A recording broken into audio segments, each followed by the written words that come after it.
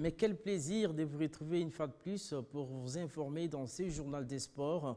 Les titres, c'est un nouveau tournant qui prend la feuilleton de la crise persistante au sein du Football Club Renaissance du Congo. Selon le président du conseil d'administration de ces clubs, l'évêque Pascal Mukuna est entretenu par la FECOFA et une main noire politicienne dans le but de faire disparaître cette équipe du paysage footballistique de la RDC. Préparation des 9e Jeux de la francophonie. Les athlètes et officiels des 3 fédérations athlétisme, judo et lutte sont en formation des renforcements des capacités initiés par la conférence des ministres francophones de la jeunesse Convergence en cycle. C'est un nouveau tournant qui prend les feuilletons de la crise persistante au sein du Football Club Renaissance du Congo. Cette crise qui, selon les présidents du conseil d'administration de ces clubs, l'évêque Pascal Mukuna, est entretenue par la FECOFA et une main noire politicienne dans le but de faire disparaître cette équipe du paysage footballistique de la RDC. Ces derniers a fait des graves révélations sur la FECOFA et menace de porter ces dossiers à la CAF et FIFA afin de trouver gain de cause. Il a dit au cours d'un point de presse animé hier dans la commune de Bandalunga. En voulant faire tomber Renaissance, Renaissance to panzango, to panzanga, to kwesa dragon. Mais Renaissance a quoi na bangonos. En voulant faire tomber Renaissance, bakusuka bangonos bakwe. La zone ba bongo puisque na zana ba dossier. O ba ko kanga fédération, ndenge bakanga kina Mali. Awe ezali soki mutu alinga loba menace toko koradie yo ngana zo céder na menace moko te. FIFA akokata likambo cette fois-ci, CAF akokata likambo cette fois-ci. Regardez les choses. Trop, c'est trop. Belge na ba président ba serrer sentir ba ko isanga na FIFA, ba ko isanga na CAF à préparer tout. Avocat na CAF na FIFA basoze déjà. Toboyi tozo tinde na email bozo non ça coach na ngana simbi. Semaine zo bandana zo pesibino date. Pe boko ya na aéroport bolobi ke eveka kei. Eveka kei. Jean Beza kusika. Ce qui va ne couper ta maoute et couper ta maté. J'assume. Dans un quoi sima on puisse ma prévenir. Oyo ba sanction na ka fédération na zana yango. Renaissance président Zamwewa. Bosco vice-président belge secrétaire Kindembe. Donc bazali ko c'est le transfert il y a qu'on validé par joueur. C'est que commission même oyezolinge ezonin eyeba. Là vous jouez l'équipe proco. Il y a double jeu qui se passe. Poursuite ce mercredi au sein de l'école Vatel de la Gombe de la première phase du séminaire de formation des projets sportifs organisé à l'intention des cadres fédéraux des fédérations sportives de la RDC, une initiative de l'ONG des Bitian Project financée par l'ambassade de France en RDC. À travers cette formation qui se déroule du 24 au 28 octobre courant, les participants soutirent des connaissances approfondies sur les méthodes de gestion de leurs associations respectives. Christian Eyanga et Daniel Kimpiomo signent ces reportages. Le partenariat scellé entre l'ONG des Bitia Project et les fédérations sportives des rollers, du judo, de badminton et de basketball de la République démocratique du Congo porte déjà ce fruit.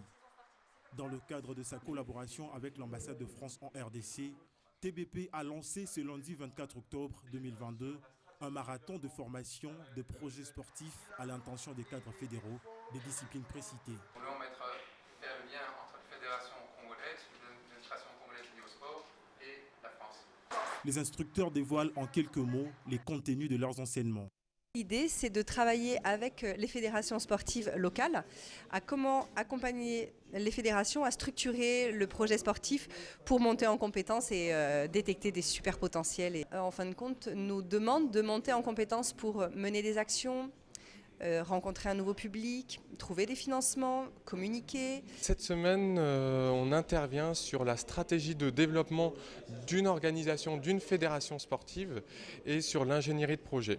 L'objectif, ça va être de créer des synergies entre les différents acteurs, les différentes fédérations qui sont présentes ici en RDC et pour les accompagner dans la création d'une stratégie et d'un développement organisé de leur fédération. Initiative très appréciée par le participant qui espère à leur tour mettre à profit les enseignements qui leur sont dispensés. Les fédérations qui sont ici, je crois qu'on est content parce que l'introduction était vraiment pertinente. Comme on est en train de nous former, nous allons à notre tour former nos comités provinciaux. C'est vraiment bénéfique ce que nous avons eu à apprendre aujourd'hui par rapport à la gestion de ce que nous avons l'habitude de faire, mais il y a eu une touche particulière que nous avons vécue avec ces formateurs.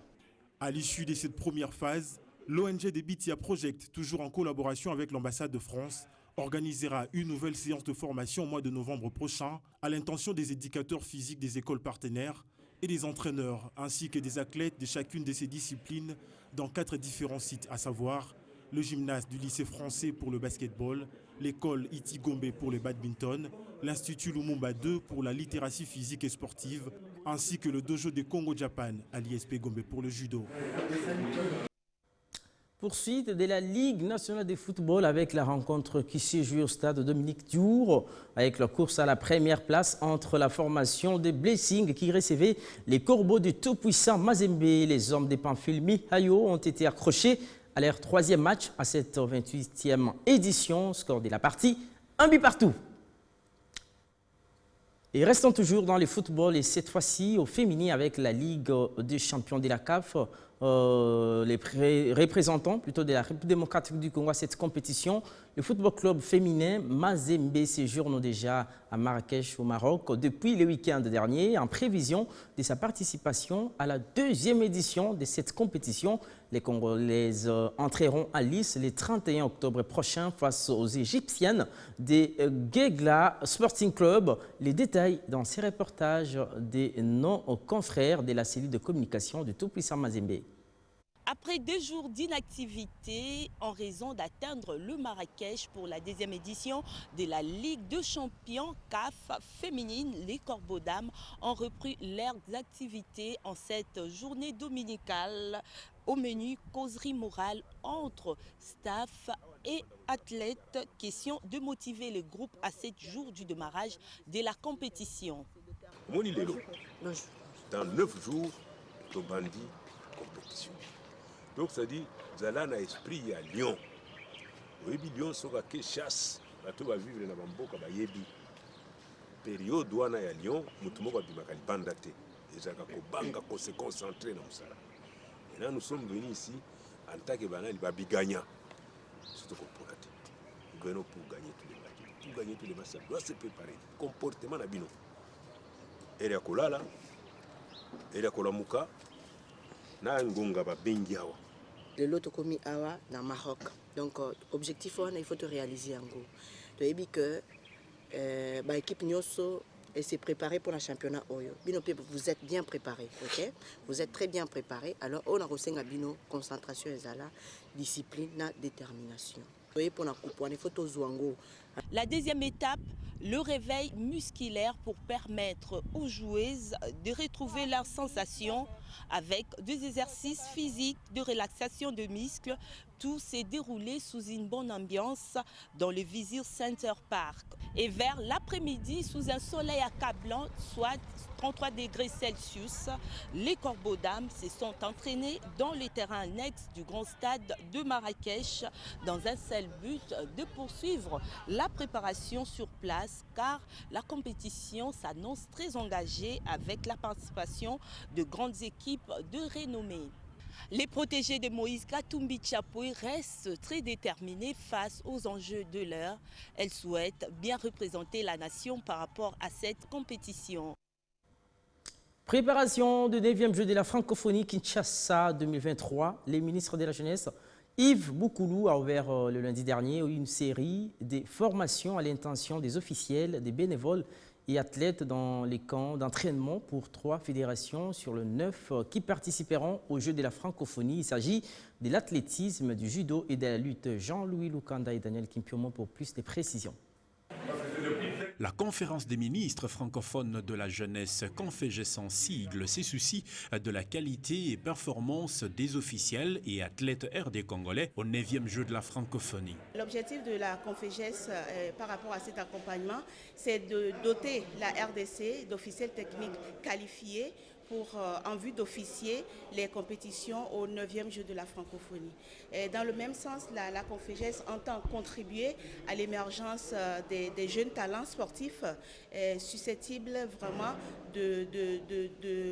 susceptibles de représenter honorablement la RDC lors des 9e jeux de la francophonie. Une préoccupation qui rencontre les objectifs du mouvement sportif national, le comité olympique congolais. À la veille de grandes échéances sportives, les Jeux de la francophonie, les Jeux africains, les Jeux olympiques, ceux qui sont formés, les coachs, les entraîneurs, les cadres techniques en général, c'est un gage pour la réalisation de bons résultats qui booste le pays au niveau des grandes nations de sport. Pour le ministre de la Jeunesse Yves Boukoulou, la tenue des assises des 9e Jeux de la francophonie et la participation efficace de la RDC avec podium sont de la volonté du chef de l'État. La volonté de son Excellence, Monsieur le Président de la République, c'est d'organiser ce 9e Jeu de la francophonie qui est une fête de la jeunesse, qui est une fête de la solidarité de pays francophones. Je ne peux que vous souhaiter très bonne application. Pendant 5 jours, les athlètes sont dans des camps d'entraînement de chaque discipline respective et les officiels en formation de niveau 1. Au sortir de la cérémonie du lancement de ces séries de formations, Maître Nicolas Lianza, coordonnateur du comité provisoire de la FENACOJU, et Michel Loueté, expert de la Fédération internationale de judo, se sont exprimés en ces termes. Il y a 30 athlètes, 15 filles, 15 garçons, oui, dans différentes catégories qui sont sous la supervision du directeur technique national ici à ma gauche. Et c'est eux qui vont participer. Mais au-delà de cela, il y a aussi une formation pour les officiels. Donc, nous aurons un jumelé de formation. J'étais surpris, mais très agréablement surpris par le niveau d'engagement, aussi bien des athlètes que des dirigeants, au niveau du judo. Et donc, il y a un niveau très très élevé et c'est important de le maintenir, voire de le développer. Le continent africain est une ressource très importante au niveau des judokas. Et la République démocratique du Congo y participe largement. Nous allons d'abord réunir toutes les forces vives qui sont mises à notre disposition, qui ont été désignées par les instances fédérales, et nous allons répartir suivant les tâches. Nous sommes là au service des athlètes pour que les athlètes, si vous voulez, puissent avoir une organisation qui les mette dans les meilleures conditions. UEFA Champions League poursuit ce soir des matchs de la 5e journée. L'Inter de Milan joue en ce moment face à Victoria Plzen et le club Bruges est en train d'encoudre avec l'FC Porto. À 20h, l'Ajax Amsterdam va recevoir Liverpool. Le Chancel, Bemba et Marseille seront reçus par les clubs allemands de Francfort. Et la grande attraction de cette 5e journée, c'est le choc entre l'FC Barcelone et les Bayern de Munich. Lewandowski et ses coéquipiers vont tenter de prendre leur revanche après avoir perdu 2-0 en aller. C'était l'essentiel de l'actualité de ce mercredi. Merci de nous avoir suivis. Les programmes continuent sur B1 Télévision. Au revoir.